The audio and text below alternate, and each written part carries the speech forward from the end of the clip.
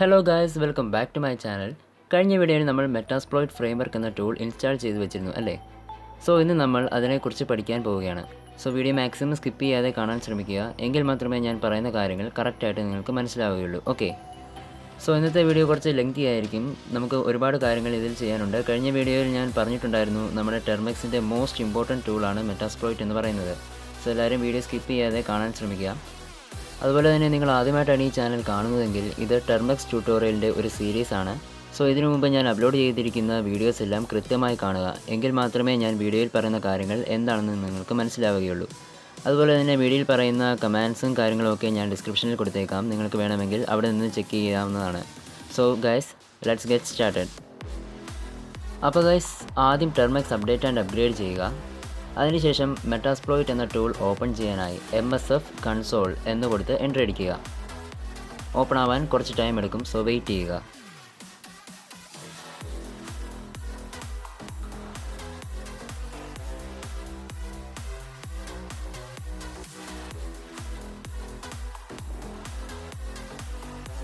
Okay, നമ്മുടെ tool ഇവിടെ open ആയിട്ടുണ്ട്. സോ ഇവിടെ നിങ്ങൾക്ക് നോക്കിയാൽ കാണാം 2432 exploits, 1253 auxiliaries, 428 post, 1468 payloads, 47 encoders, 11 നോബ്സ്, അതുപോലെ 9 എവേഷൻസ്. ഓക്കെ, അപ്പോൾ ഇതൊക്കെ എന്താണെന്ന് ആദ്യം നോക്കാം.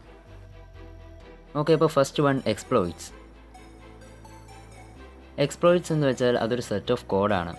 അതായത് നമ്മളെപ്പോലെ മറ്റു പല ഹാക്കേഴ്സും കാണുമല്ലോ, അവരൊക്കെ ഓരോ സോഫ്റ്റ്വെയർസൊക്കെ ടെസ്റ്റ് ചെയ്ത് അതിനകത്തുള്ള വൾനറബിലിറ്റീസ് ഒക്കെ കണ്ടുപിടിച്ച് അത് എക്സ്പ്ലോയിറ്റ് ചെയ്യാനുള്ള കോഡ്സാണ്. സിമ്പിളായി പറഞ്ഞാൽ, ഇപ്പോൾ ഒരു വീട്, ആ വീടിനൊരു 3 ഡോർ ഉണ്ടെന്ന് വെക്കുക. ആ വീട്ടിലേക്ക് കയറാനായി 3 വാതിലുണ്ടെന്ന് വിചാരിക്കുക.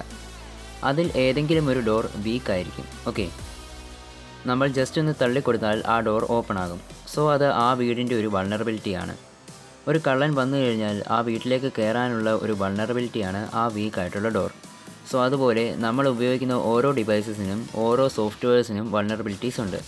അതൊക്കെ കണ്ടുപിടിച്ച് അതിലൂടെ നമുക്കൊരു സോഫ്റ്റ്വെയറിൻ്റെ ഉള്ളിലേക്ക് കയറാനുള്ള ഒരു വഴിയാണ്, ഒരു കോഡ്സാണ് ഈ 2432 എക്സ്പ്ലോയിറ്റ്സ് എന്ന് പറയുന്നത്. അടുത്തതായിട്ട് ഓക്സിലറീസ്. ഓക്സിലറി എന്ന് വെച്ചാൽ പ്രത്യേകിച്ചൊന്നുമില്ല, അതൊക്കെ സ്കാനിങ് മെത്തേഡ്സ് ആണ്. Nmap പോലെയുള്ള ഓരോ സ്കാനിങ് മെത്തേഡ്സ് ആണ് ഓക്സിലറി എന്ന് പറയുന്നത്. ഓക്കെ, അടുത്തതായിട്ട് പോസ്റ്റ്. ഓക്കെ, പോസ്റ്റ് എന്ന് വെച്ചാൽ നമ്മളിപ്പോൾ ഒരു ഫോൺ ഹാക്ക് ചെയ്തു. നമ്മൾ എങ്ങനെയൊക്കെയോ ഒരു വൾനറബിലിറ്റി കണ്ടുപിടിച്ച് ആ ഫോൺ ഹാക്ക് ചെയ്തു. ഇനി ആ ഫോൺ പാസ്വേഡ് ഇട്ട് സേഫ് ആക്കി വെച്ചിരിക്കുകയാണെങ്കിൽ നമ്മളെ കൊണ്ട് ഒന്നും ചെയ്യാൻ കഴിയില്ല. നമ്മളപ്പോൾ ലോവർ പ്രിവിലേജ് യൂസറാണ്. ആ ലോവർ പ്രിവിലേജിൽ നിന്ന് നമുക്ക് ഫോണിൻ്റെ പാസ്വേഡ് കണ്ടുപിടിച്ച് ഹയർ പ്രിവിലേജ് യൂസർ ആവണം. എന്നാൽ മാത്രമേ നമുക്ക് ആ ഫോണിൻ്റെ ഫുൾ ആക്സസ് കിട്ടുകയുള്ളൂ. സോ അതിനുവേണ്ടി യൂസ് ചെയ്യുന്ന ഒരു ഓട്ടോമേറ്റഡ് ടൂളാണ് പോസ്റ്റ് എന്ന് പറയുന്നത്. അടുത്തതായിട്ട് പേലോഡ്സ് ആണ്. പേലോഡ്സ് എന്ന് പറഞ്ഞാൽ അത് സിമ്പിളാണ്. അതായത് നമ്മളിപ്പോൾ ഒരു സോഫ്റ്റ്വെയറിലേക്ക് ഒരു ആപ്ലിക്കേഷൻ അയക്കുന്നു.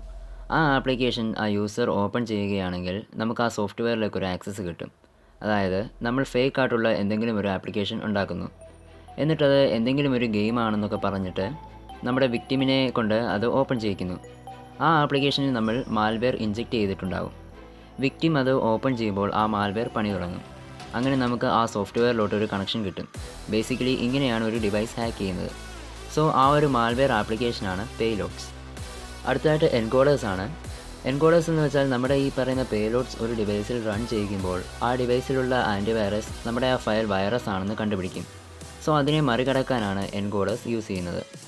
അടുത്തതായിട്ട് നോബ്സ് എന്ന് പറയുന്നത് ഒരു ബഫർ ഓവർഫ്ലോ ഹാക്കിംഗ് മെത്തേഡാണ്.